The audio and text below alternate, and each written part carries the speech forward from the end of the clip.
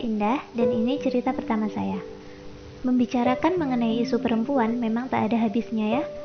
Sering gak sih kita dengar label atau stigma yang timbul di masyarakat dan diberikan kepada perempuan? Label atau stigma yang terlalu sering dibiarkan dan dinormalisasi, akhirnya mulai dianggap wajar oleh perempuan, bahkan sering tak disadari oleh kaum perempuan itu sendiri. Jadi wanita karir memang tidaklah dilarang, akan tetapi kita sebagai wanita karir tidak boleh mengalihkan tugas kita sebagai seorang istri maupun ibu apabila memang wanita berpendidikan tinggi, why not? Perempuan juga bisa mendapatkan hak yang sama dalam memperoleh pendidikan dan pekerjaan yang tinggi. Perempuan adalah calon ibu. Perempuan adalah sekolah pertama bagi anak-anaknya. Kualitas bangsa ini ke depannya ditentukan dari kualitas perempuan saat ini. Kan seks bagi perempuan itu penting, apalagi kalau dilakukan setiap tapi pria yang berkelas tahu bahwasanya kamu adalah wanita yang patut diperjuangkan.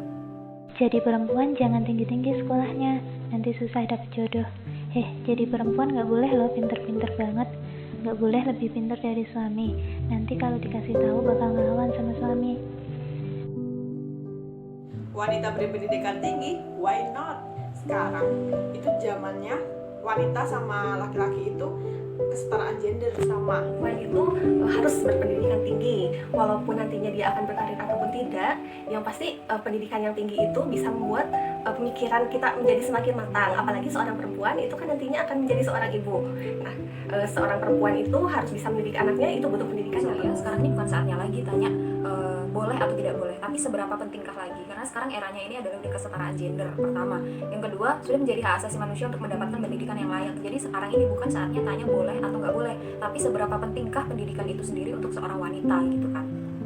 Pendidikan kalau dalam pandangan saya ini pendidikan nggak cuma harus S1, S2, S3 atau pendidikan formal lainnya. Pendidikan non formal pun itu masuk ke dalam kategori pendidikan, karena pendidikan juga itu adalah ibadah kan, karena kita diwajibkan kalau dalam Islam itu untuk menuntut ilmu dari lahir sampai ke liang lahat. Jadi salah satunya merupakan nilai ibadah gitu. Gak usah jadi wanita karir, buat apa coba ngejar karir? Bikin capek sendiri kan, ngurus rumah tangga aja udah, itu lebih penting.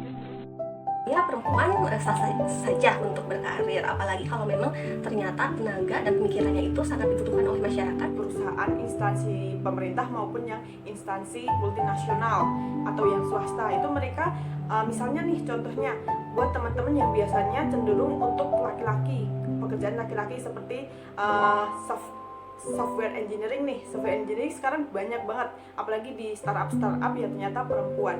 Jadi menurut saya nih, perempuan berkarir itu nggak masalah sih, malah mereka harus berkarir. Wanita zaman now, jangan takut berpendidikan tinggi, jangan takut menjadi wanita karir yang berkelas.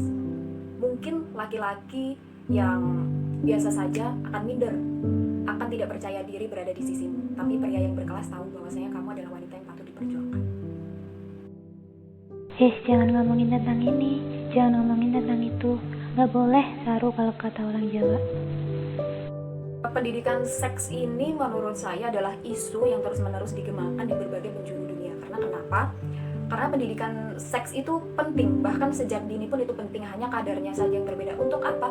Enggak hanya wanita kok yang penting, pria pun juga penting gitu kan, untuk mengetahui ini gitu.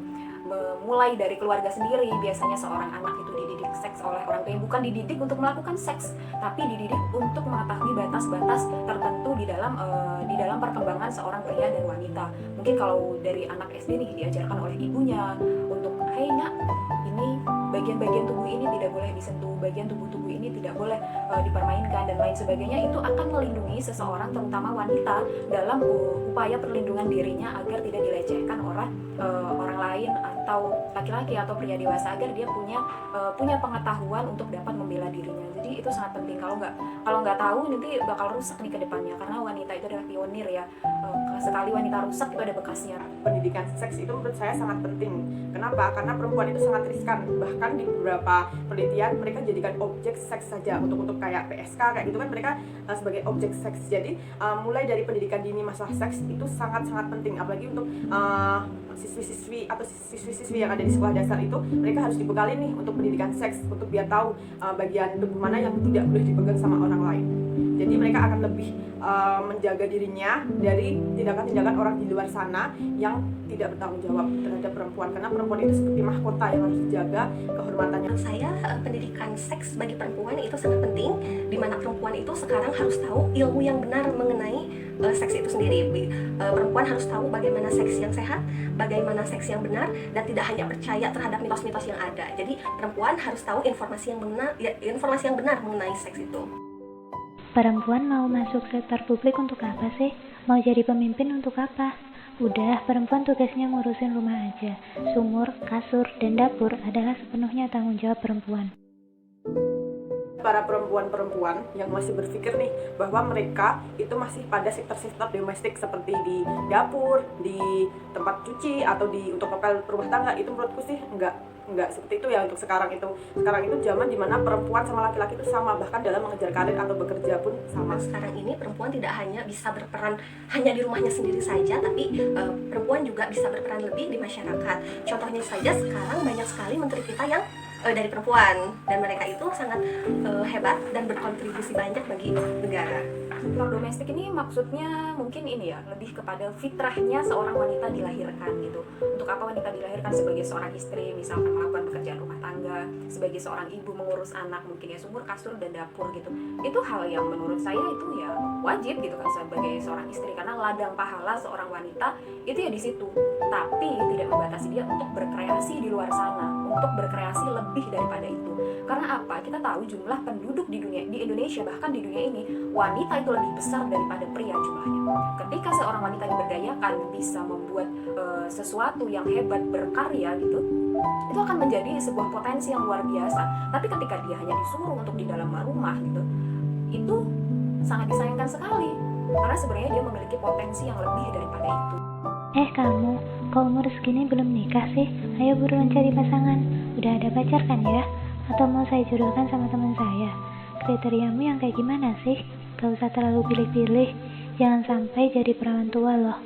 Untuk menikah muda, kalau untuk menikah, menurut saya menikah itu bukan masalah umurnya muda atau tua, tapi untuk menikah itu dibutuhkan suatu kesiapan yang matang. Jadi sah-sah saja jika perempuan itu ingin menikah di usia yang muda ataupun di usia yang matang, yang pasti dia sudah siap secara lahir maupun batin. Kalau ada pertanyaan menikah muda ini saya agak sedih sih, karena saya sendiri belum menikah gitu ya. Siapa sih yang gak pengen menikah muda gitu kan?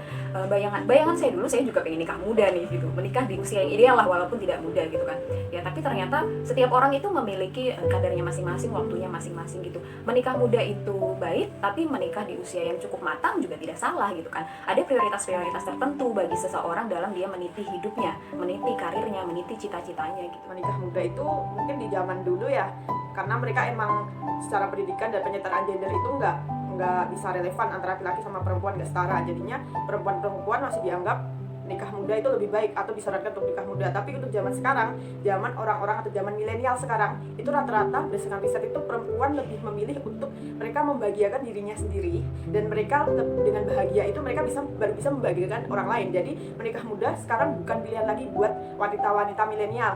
Kenapa? Karena mereka ingin berusaha untuk mencapai apa yang mereka butuhkan dulu, setelah tercapai baru menikah.